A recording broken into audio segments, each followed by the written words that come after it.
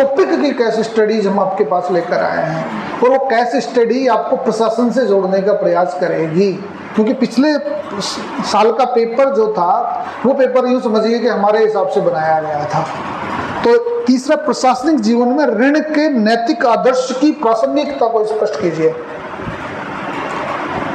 ऋण एथिकल है आपका, ऋण शब्द लिखा हुआ ना, 3 ऋण, 3 ऋणों में अब प्रशासनिक जीवन में ऋण क्या है कि प्रासंगिकता में बतानी है।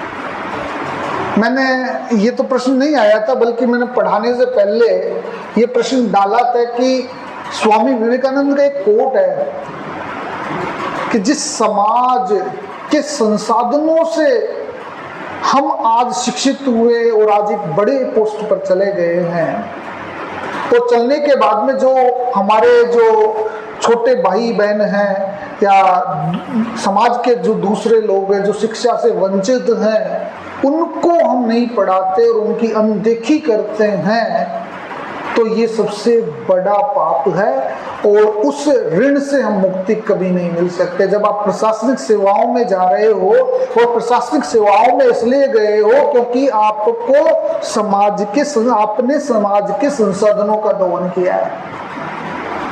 हो सकता है कि आपको ज्यादा मिला है समाज से, तभी तो आप एडमिनिस्ट्रेटिव सर्विसेज में पहुंचे हो, तो इसका मतलब समाज का ऋण आप पर बकाया है, और समाज का ऋण बकाया है तो आपको समाज से ऋण होना है।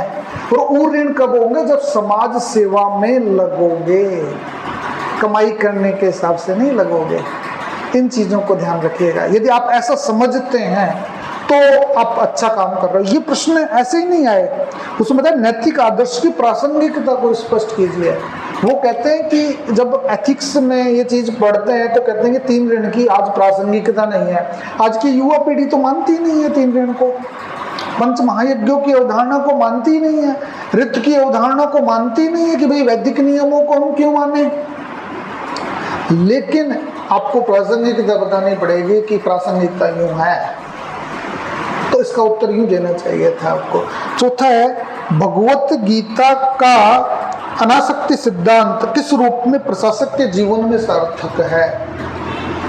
अनासक्ति सिद्धांत